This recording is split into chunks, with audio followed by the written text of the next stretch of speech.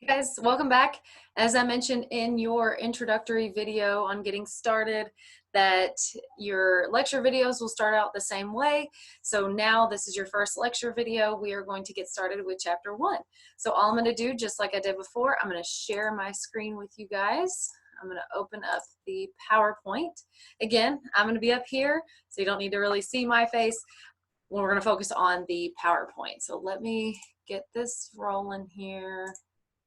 Come on, and let's walk through the PowerPoint. Again, you guys are welcome to just walk along with me and take notes. If you guys ever need to reference the PowerPoints, they are in the PowerPoints folder a little bit lower on your content page.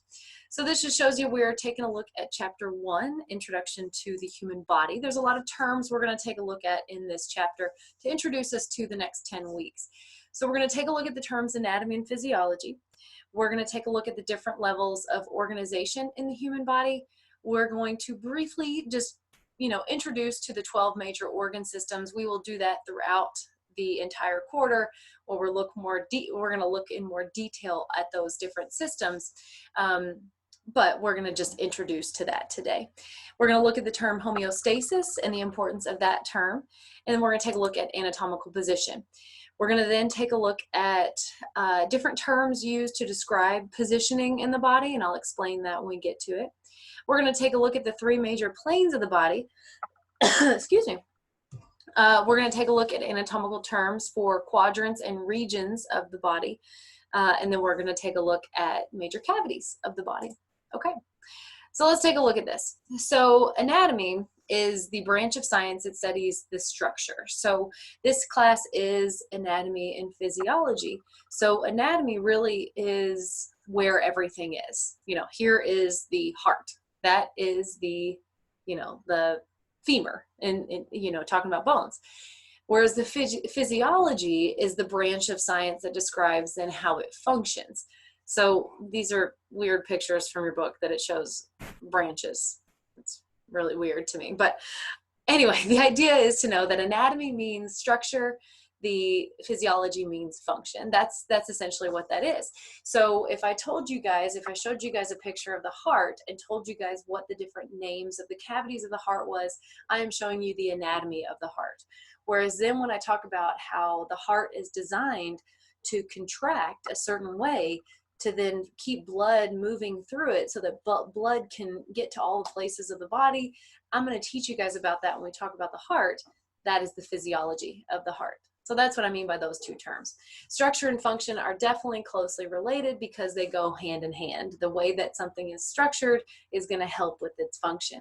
And the way that something functions is because of the way that it's structured. So that's what we're going to see when we talk about anatomy. So the human body is designed through this kind of levels of different organization of the body. So what I mean by this, everything is made up of what's called atoms. So you guys may have heard of atoms. Atoms are, they include things like oxygen, things that we see on the periodic table. Oxygen, carbon, nitrogen, those are all parts of the human body. This pad of paper is made up of atoms. It is obviously not a living thing, but it is made up of atoms. Everything that takes up space is called matter, and atoms make up matter. When atoms come together, they form what's called molecules, and all of these things are what's covered in chapter 2 in your textbook.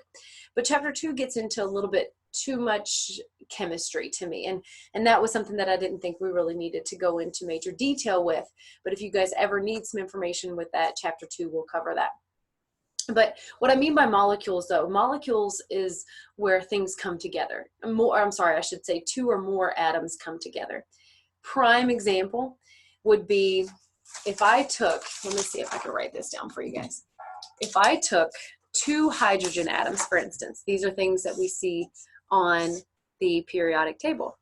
If we took 2 hydrogen atoms and then I combined that with 1 oxygen atom, that would be a very common molecule. You guys see that?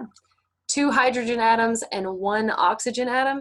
We now have a very popular molecule called water. We know that as H2O. H2O is water. It is a molecule. Molecules then come together and they help to create cells. When we get different things like water and other molecules together, they create all the different cells of the body. Cells is the level of organization where we now have living things. This pad of paper that I was showing you guys before, it is not made up of cells. It is made up of atoms and molecules and things that have come together to create this paper. But because it's not made up of cells, it is not living. Anything that is living has to be made up of cells. So human beings, we have all kinds of different cells that we're going to talk about in this course. We'll talk about today, we'll talk about skin cells. We're going to talk about muscle cells. We'll talk about bone cells, blood cells, nerve cells, all kinds of different cells. Obviously, we are living things. Animals, plants, those are living things. They are made up of cells. But even the tiniest little organisms like microorganisms, like bacteria, made up of cells, therefore it is living.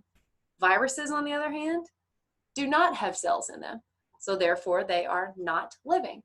We're going to actually talk about that. Most of you guys will, let's see, at the time I'm making this video, hope it doesn't change before then, but I am the microbiology instructor for the nurses as well. So you guys will probably, for those of you guys on the Louisville campus, I should say, will probably have me in micro as well. And we'll talk a lot more about those microorganisms. But viruses are not living because they do not contain cells. So that's really important with the cells, is that when we get to that level of organization, now we're talking about living things. Cells now come together to form tissues. So when, let's say different muscle cells get together, when we have cells come together, they're going to create that tissue that we call muscular tissue. We're going to talk in chapter 6. We're going to talk about more so with different tissues in our body. We have 4 main types of tissues. We're going to talk about muscle tissue is one of those. Nervous tissue is another one of those, and so on and so forth. We'll get into the details with that. But those cells that have come together to carry out that exact same function, they now form tissues. When we get different tissue types together, then now we're putting together these organs. An example would be the heart that I'm talking to you guys about. The heart is made up of what's called cardiac muscle. That muscle, so made up of that muscle tissue, coming together with what's called epithelial tissue, which is the type of tissue that lines the inner lining of that heart so that blood can smoothly run through the heart. The combination of those different tissue types, as well as different blood vessels that are on the outside of the heart, those create the heart, the organ. So once those tissue types come together, then we're seeing organs being formed. Different organs then make up organ systems. So the heart, along with the different blood vessels, which are considered organs in themselves, are now going to create the cardiovascular system. When we get, I'm trying to think of other systems, we get the stomach combined with the small intestines and the liver, all of those are going to create the digestive system. So once organs come together, they're then creating these different systems. And then once all these different systems are now brought together, so we have the cardiovascular system that we were just talking about, as well as the digestive system, but other systems too, the respiratory system, the muscular system, all of these different things brought together now form the human organism. So the levels of organization are important in that how that will be asked of you on next week's test. I will ask something along the lines of, if I said when cells come together to carry out the same function, they are then going to create what? So the next level of organization is what we need to remember, tissues. If I said that organs come together to carry out the same function, they are now part of organ systems. So we're looking for the next step on this hierarchy of organization. If I asked you guys, in order to be considered living, you have to be made up of what? I just mentioned cells. You have to be made up of cells in order to be a living thing. So that's what's important about that organization, that structural level of organization there. So I mentioned that we bring all these organ systems together, and these are all the 12 main organ systems. Today we're going to talk about the integumentary system in chapter 7. Next week we'll talk about skeletal and muscular system. Oh, sorry guys, won't pop up there. And then in the following week, we will talk about the nervous system. We're actually going to wait for endocrine for after. We'll get into blood and the heart, so the circulatory system, in week 4. In week 6, we cover endocrine. In week 7, we'll take a look at the lymphatic, respiratory, and immune. In week 8, we look at digestive and urinary. In week 9, we're going to look at reproductive. So we're going to cover all of these different chapters in the next 10 weeks, but this is just a brief introduction to what makes up the human being. So here's just a visual example. There's your skin, your integumentary system that we'll see today. Skeletal system, muscular system. Here we have the nervous system, the cardiovascular and circulatory system. We say that cardiovascular, I typically am referencing the heart, but then we also have the blood vessels that are pumped by the heart. Here we have the endocrine system. Your endocrine system is your hormones, so we'll talk about that. Here we have the lymphatic system, which is going to be a part of our immune system. We'll cover these together, but lymphatic system is a way to get fluid back to our bloodstream. Then we have here the digestive system. Here's our respiratory system. Then we have, looks like, our urinary system with our kidneys, and then we have the reproductive systems in the female and the male. So we'll talk about these throughout the next course, or throughout the rest of this course, but that was just a brief introduction to our body systems. So continuing with chapter 1, the term homeostasis.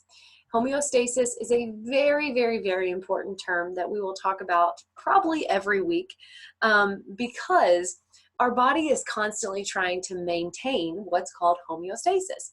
What that means, as you can see, the definition listed here on your screen says this is the body's ability to maintain a stable internal environment in response to the changing environment.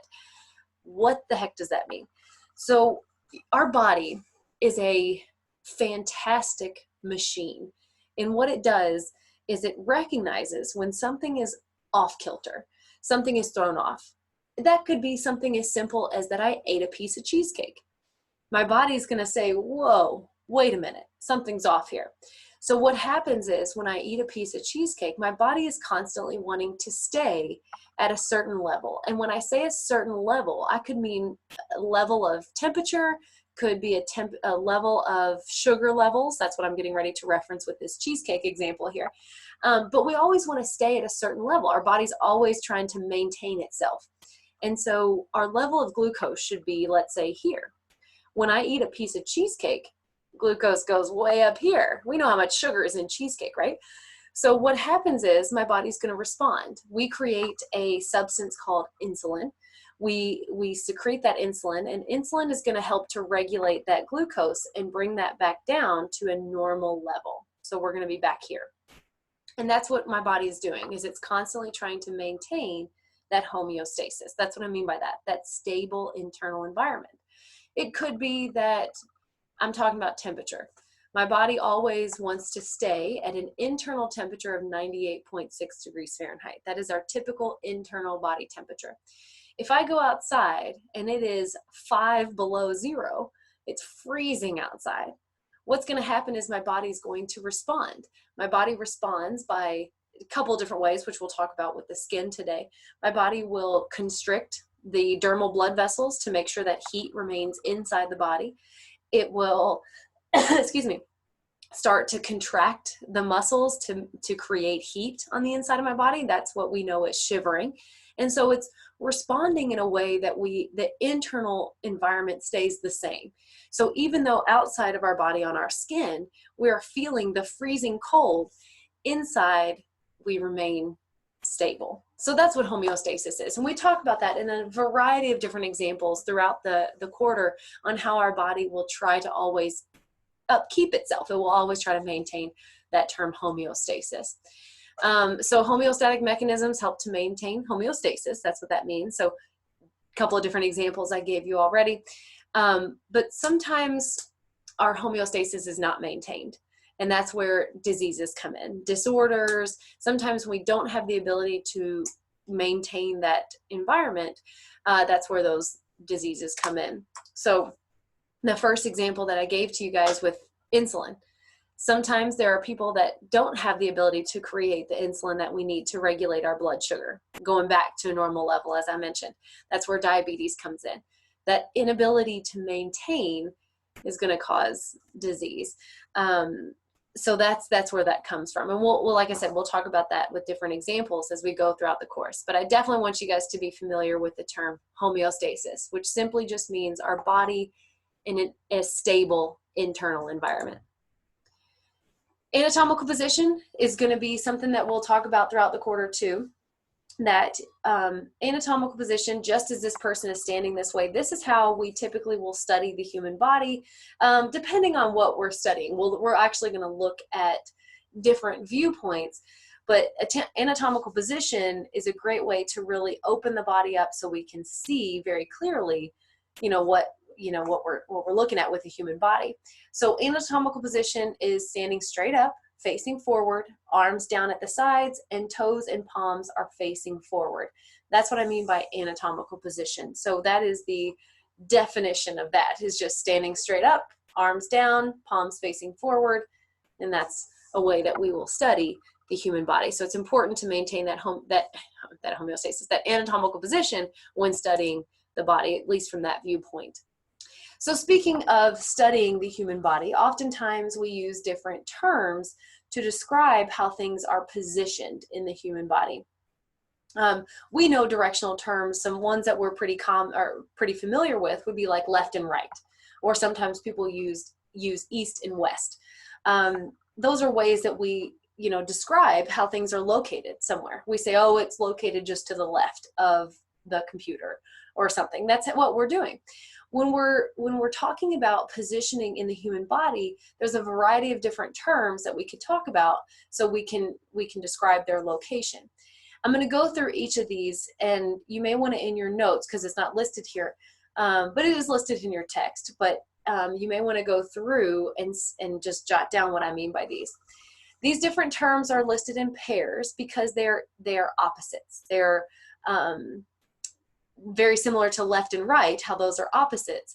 They would be grouped together to describe, different positionings. The first two there, for instance, superior and inferior. Superior means above. So our most superior part of our head is the top of our skull here. So our cranium is our most superior part of our body. Whereas inferior means the exact opposite. Inferior means below. So anytime we're describing something, and you'll see this in the text as well, anytime we're talking about positions of different organs or different body parts, if something is above, we will say that it is superior to whatever is below it. So I may say that the head is superior to my neck because it sits on top of my neck, right? Because it's superior. Whereas I could use the exact opposite, and I could say that my neck sits inferior to the head because it sits below the head. So that's how we would describe these two terms. Superior means above, inferior means below. And again, in describing just different body parts, that's how I would describe those. Anterior and posterior. Anterior, if I were to turn sideways, anterior means more towards the front of the body. So a little bit different. As superior meant above, inferior meant below. Now we're talking about the front and the back. So anterior means more towards the front of the body. So my most anterior part of my body would be my chest, whereas more posterior would be my back.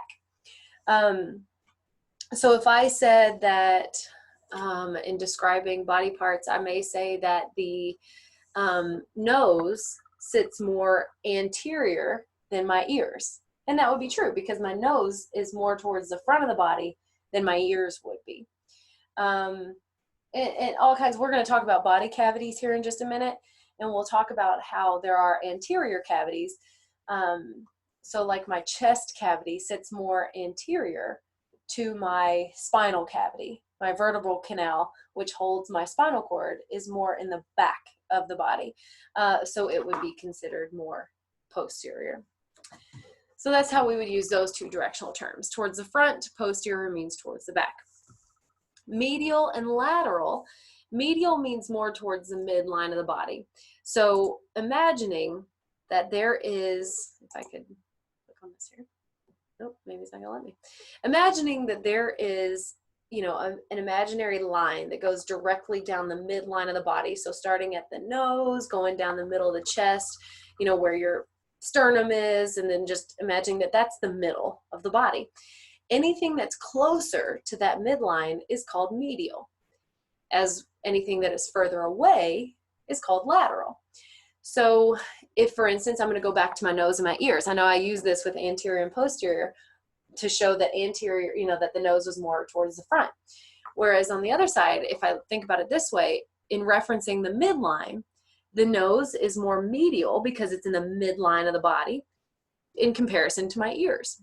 Whereas my ears are going to be more lateral in compared to my nose because they're more towards the sides. In standing at anatomical position, my thumbs are more lateral than my pinky, right? Because remember, in anatomical position, your palms facing forward. So my thumb is more further away from the midline of the body, so it's going to be more lateral than the pinky. So that's what I mean by those two terms. Medial means towards the middle, lateral towards the side. Proximal and distal are referencing attachment points. So proximal means closest to the point of attachment, whereas distal means further away from the point of attachment. So when I'm talking about my arm, for instance, my arm attaches to my body at my shoulder. So if I'm referencing a couple different joints in my body, I'm talking about my elbow and my wrist.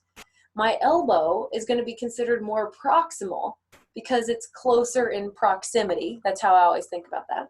It's closer in proximity to my shoulder because it's the most, so it's more proximal. It's the closest to the attachment point. Whereas my wrist would be more distal because it's a further distance away. That's how I always think about that. So think about that one. Distal because it's further away, further distance than to that attachment point. Later in the quarter, as we get into more inside the body, as we talk about different body parts, when I'm talking about how different organs are attached to one another, I may use that like for instance, the prostate gland in the male sits more on the proximal end of the urethra, because the urethra, where it attaches to the bladder, the prostate sits right there, right underneath the bladder. So it's at the proximal point of the urethra, whereas the end of the urethra would be at the exit point of the body. So that would be the more distal end. When I'm talking about the different bones, when we get into, for instance, the tibia, which is your shin bone, we'll talk about that next week. But if I said the proximal end of the tibia, that means I'm talking about the point where it's connected to the knee. Whereas the distal end of the tibia is going to be the part at the ankle bones, because that's where it's further distance away from the point of attachment to the body. So that's what I mean by that. Those two terms: proximal, closer to the point of attachment; distal is further away.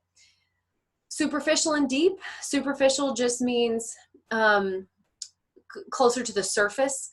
So what I mean by that is that your skin is your more superficial organ because it sits on the surface of the body, whereas deep means just that. It means deeper into the body.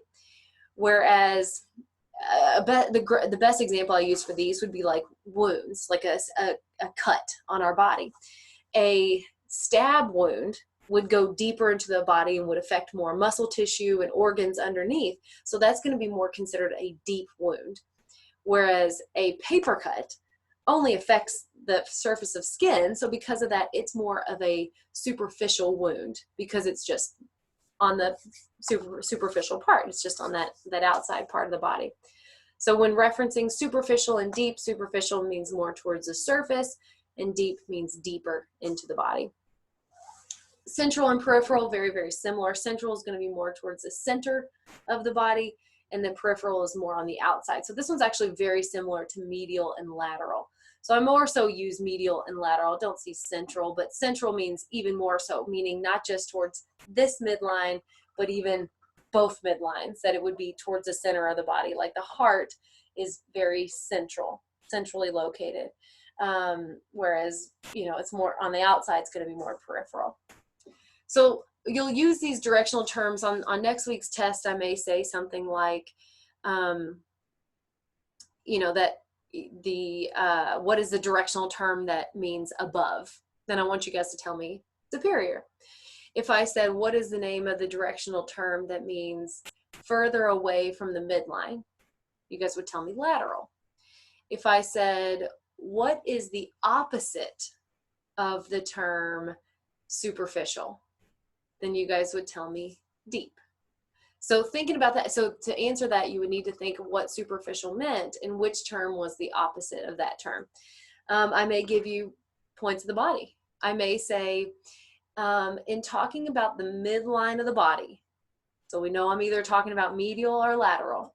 If I said in referencing the midline of the body, the nose is what compared to the ears? Well, the nose is in the middle, so compared to the ears, the nose would be more medial then. So I may give you questions like that too. So those are the positions of the body. So I would definitely be familiar with those. Okay. Also in studying the body, we study with different planes by different sections. We have 3 different planes of the body, and we are going to see lots and lots of different pictures that reference these planes, and we're actually going to see a couple even today. So what we'll have and how these will be asked of you, if I said, what's the name of the plane that divides the body into right and left portions? It's a sagittal plane here. So imagining, so that's your first picture that you're seeing down here. Imagining that we've taken a cut of the body and we've gone right down the middle of the body and we've divided that body part into a left and right half.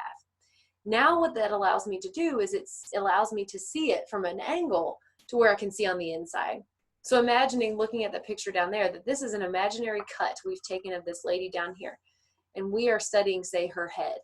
We can now look on the inside of her head from that side angle, and I can see that sagittal viewpoint of her brain, if maybe that's what I'm studying there. So that's what I mean by sagittal. We're going to see a sagittal picture of something else here in just a second. The frontal plane divides the body into front and back portions. So the picture here, the picture here we see with the little crown down at the bottom, we are looking at a frontal plane. We've taken, there's an imaginary cut that goes down the body this way that now has divided the body into a front and a back portion. So they use the directional terms here to an anterior and posterior portion. And so that allows us to now look at it from a frontal viewpoint. So we can now see the body from that frontal angle, and that's a different way that we study the body. So that's the frontal plane.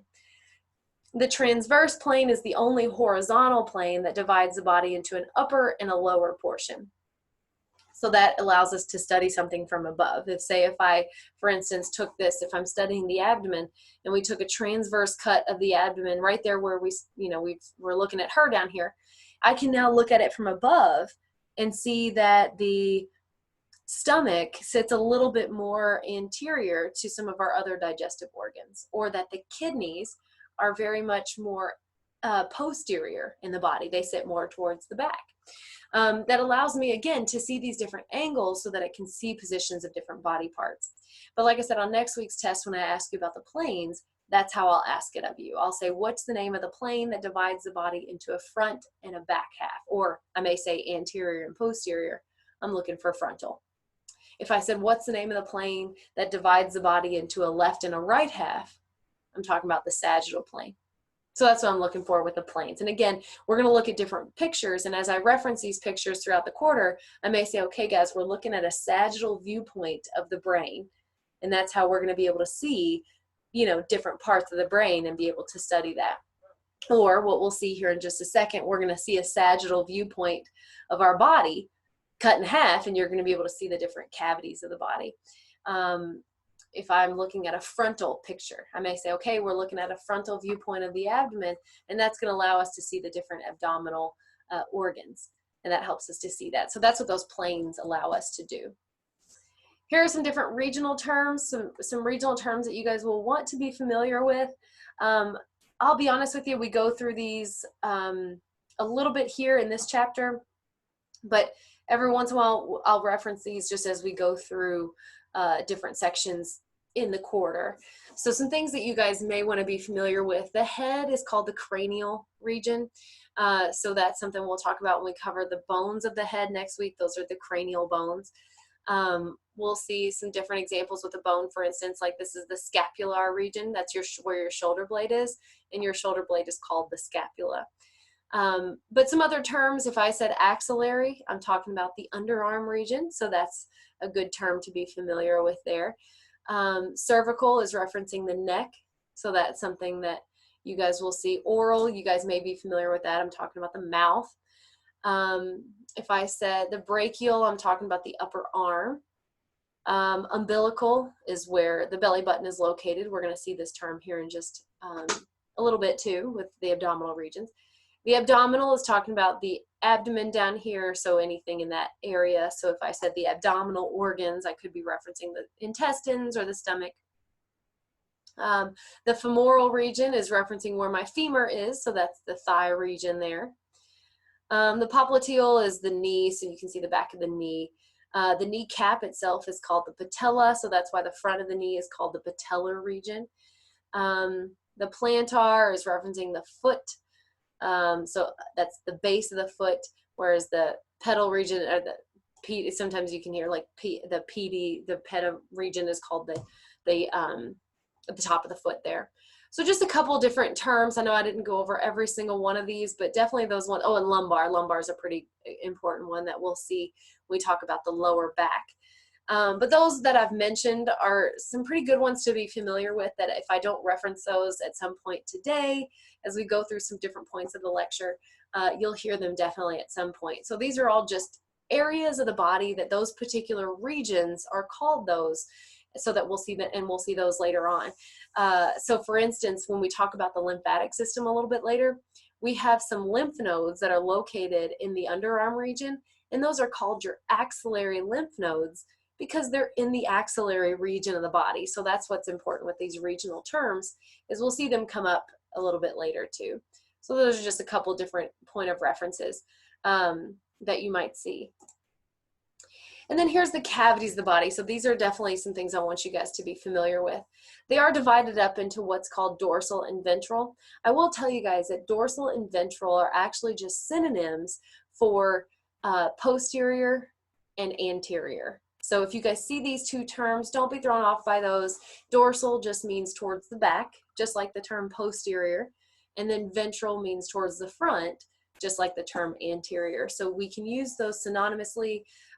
If you guys ever use ventral in place of anterior, then you'll get that correct. I want you guys to know that on an exam, if I asked you guys what's the directional term that means towards the front, then this is one of those things. There's actually a number of different things that we'll talk about throughout the rest of the quarter where we actually see two different names for the same thing. And if that's the case, I'll make sure that both of them are present on the test, so you'll know how to answer that.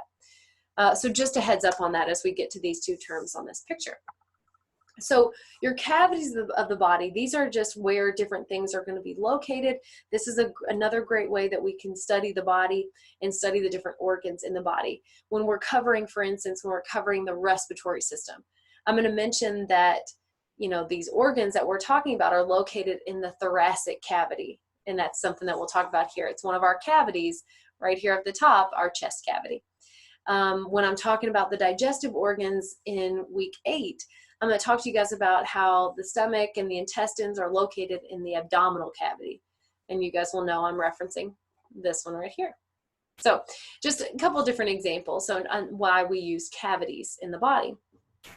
So talking first about what's pictured here in yellow, you actually have two different cavities here of our dorsal cavities. Here in the back, we have two. We have up here at the top, we have the cranial cavity. That's the cranial cavity. I'm going to have a review sheet posted for you guys if you all don't see it already. But in the review sheet, there is a diagram of your cavities, and number 1 is pointing to your cranial cavity. Down here, then you have what's called your spinal cavity. And I believe on your review sheet, I think that's number 5, because I think 2, 3, and 4 are up here in the front. So back here in the back, this where our spinal cavity, our spinal cord is located, is in the spinal cavity. And then we have those that are in the front. There's actually 3 up here. Sometimes people reference the abdominal pelvic cavity as 1, but it can be considered 2 as well.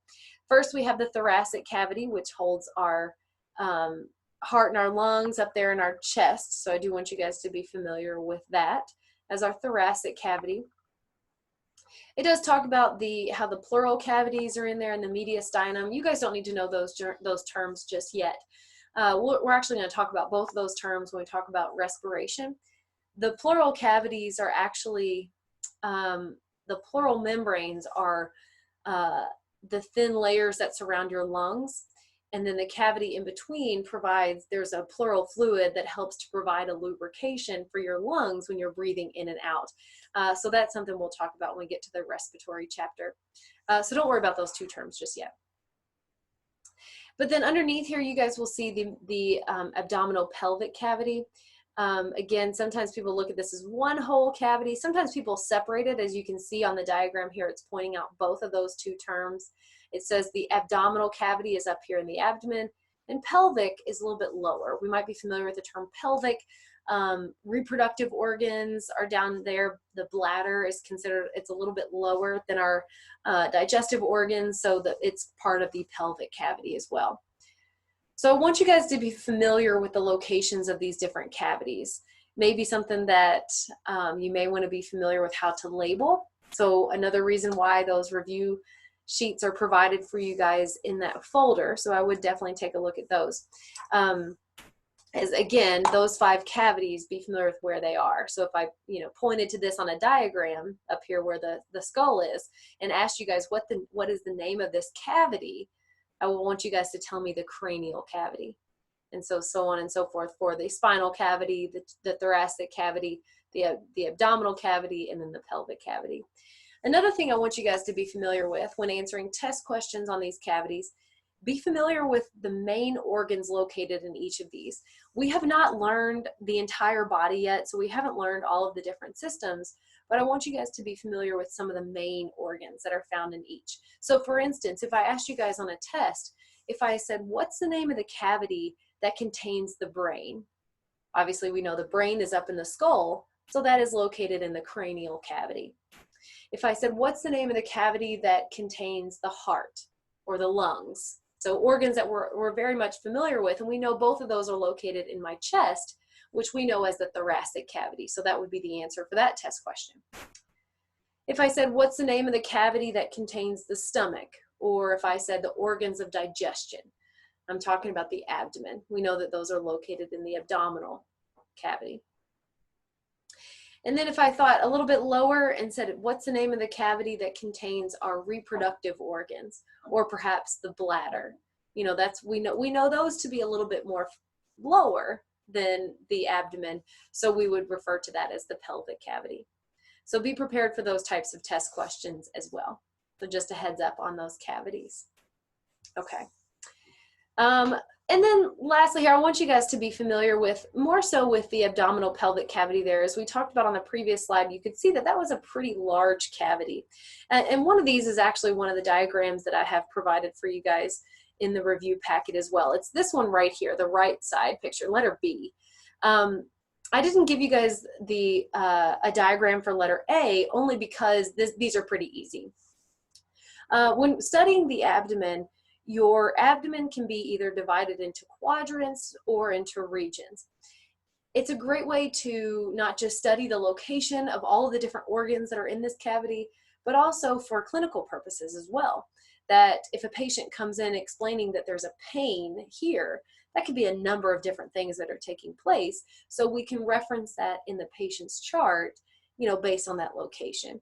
So if we're talking about the quadrants are a little bit easier because they're named either according to whether they're on the left side of the body or the right, and whether they're on the top or the bottom.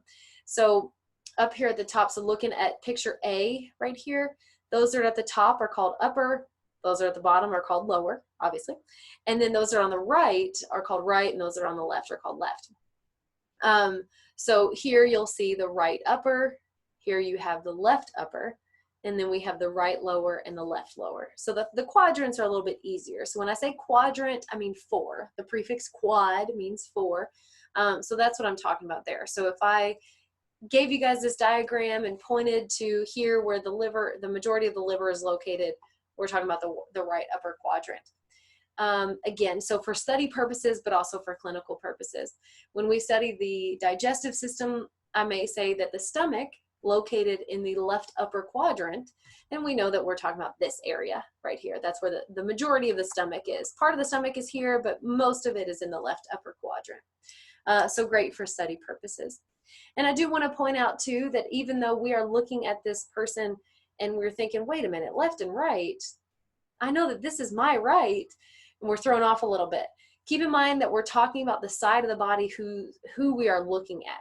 So this person, we're looking at a female who is standing facing us. This is her right side and this is her left side. So that's why they're named that way, that it's talking about the person who is looking at us. The regions are a little bit more different. If we divided the abdomen into, we can be a little bit more specific here, a little bit more precise with the locations of different parts of the body. So the abdominal pelvic cavity can be divided into regions as well. And this is the diagram that I have provided for you guys, so you guys can practice with this one as well, because I know that this one can sometimes be a little bit more difficult. So starting on the top row, right there in the middle, we have what's called the epigastric region. Some of you guys from medical terminology may remember epi sometimes tends to mean on top. So, or, you know, at the top, epi. So gastric, oftentimes I'm thinking gastric and referencing the abdominal organs, things that have to do with digestion and the stomach. So there we see the majority of the stomach in that epigastric region at the top. So remember epi for top, and then there's the gastric. As again, you can see directly opposite of that at the bottom, we're going to see hypogastric, and hypo means below or underneath. So we'll see that in just a minute. But still staying up here at the top row, on the left and the right, we then have what's called the hypochondriac regions. So they're both hypochondriac on either side, but just named according to the side that they're on. They're either on the left or on the right. And remember, it's this person's left and this person's right. So not our left and right. In this middle row, we're looking at right in the middle of all of the regions. That is where typically your belly button is located right there. And we know attached to the belly button when we're born is our umbilical cord. So this is referenced as the umbilical region. So right in the middle of everything, we know that as umbilical. On either side, so our waist, we're gonna know those as the lumbar regions. And I know when we were looking at different regions of the body, when we saw that picture of the person who was standing in anatomical position, lumbar was referencing the lower back. So how could lumbar mean sides? Oftentimes kind of look at that as one thing across the side, even referencing the waist there. So all the way across my back is the lumbar of the lower back, but then as I come forward towards the front of the abdomen there, that's also in the same area as lumbar. So the right and left lumbar on either side. And then down on the bottom row, so again, opposite of epigastric, we have our hypogastric right there in the middle. And then on either side, we have the right and left iliac. You may sometimes see this as inguinal. If you guys have ever heard the term inguinal, we'll see that later too, but it's a synonym. You can either call those the iliac regions or the inguinal regions, which oftentimes references for the groin region. So if you call that, that's okay as well. So either way, right iliac, left iliac, or you can call them right inguinal, left inguinal. Totally up to you guys. Like I said, a lot of things we'll talk about in this text have different names for the different either areas or body parts, and I'll make sure that I reference as much as I can, so in case you see it in a different text listed a different way, you know that I'm not crazy, but it's just that some things have different names. So I would be familiar with those different regions. And like I said, the importance is just for studying, so when we're going over the different parts, you guys know what area I'm referencing. If I said that, you know, we've got a lot of the liver located in the right upper quadrant, but if I wanted to be more specific, the majority is in the epigastric region and the right hypochondriac region. Or again, in a clinical setting, if I said a patient came in experiencing, you know, holding her side and was experiencing some pain, you know, that it could be a multitude of things, that it could be the skin, nerves, muscles right at that area. But if she's holding, you know, that really tight area and very, very much pinpointing the right lumbar region, could be a number of different things. Could be something going on with this part of her colon. A lot of the gallbladder is located in that area, so there could be some gallbladder issues that she's experiencing. So it helps us with clinical points that on her chart, we're seeing that she has pain in her right lumbar, and it gives us kind of an idea of, what could she be experiencing then. And so that's a great reference tool for that. So I would definitely be familiar with the cavities of the body. Okay, so that is the end of chapter 1. So kind of a short and sweet PowerPoint with that. And I know that there's a lot of information in that, but introduction to the body itself was the idea for that. To know, so definitely be familiar with, how the body is made up of cells, which then become tissues. Those tissues then become organs. Those organs, sorry, my camera keeps refocusing. It's really annoying. And sorry, the organs then become organ systems, and all of those organ systems together become the human body. So be familiar with that. Be familiar with the different directional terms that we talked about. Definitely be familiar with the term homeostasis and what that means and how we're always trying to maintain that homeostasis. Definitely be familiar with the planes of the body as well. So those 3 planes, the sagittal, frontal, and transverse planes. Be familiar with what we just finished talking about. So our body cavities and the abdominal pelvic quadrants and regions, and be prepared to show me where those are and to answer questions about those. All right, guys, so make sure you're studying, and hopefully you guys took some good notes. If you guys have any questions, let me know.